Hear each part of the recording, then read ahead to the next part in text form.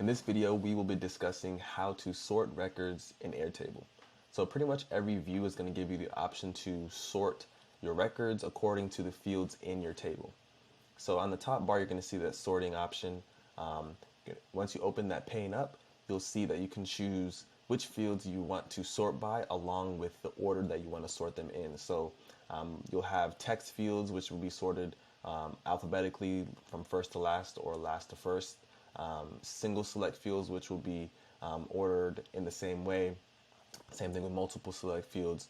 Things like currencies and numerical values, those will be sorted based from least to greatest or greatest to least. And then things like dates will be sorted based on the chronological order of those dates. So you can add multiple sorting options together as well to create a more fine sorting algorithm for yourself.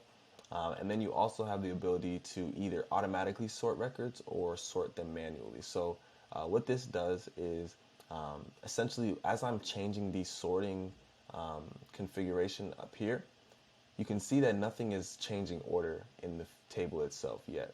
And that's because I have the automatically sort records field not checked off. If I turn this on, as soon as I start changing these sorting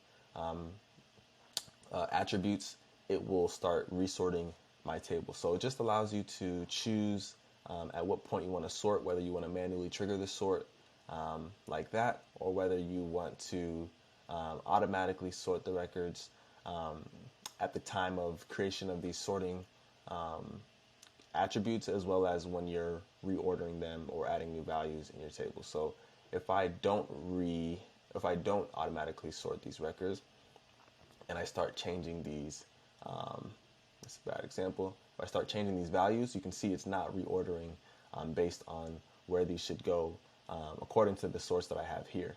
However, if I do add these, as soon as I start changing these up, it will reorder them inside of my view. So that is how to sort records in Airtable. Stay tuned for the next video.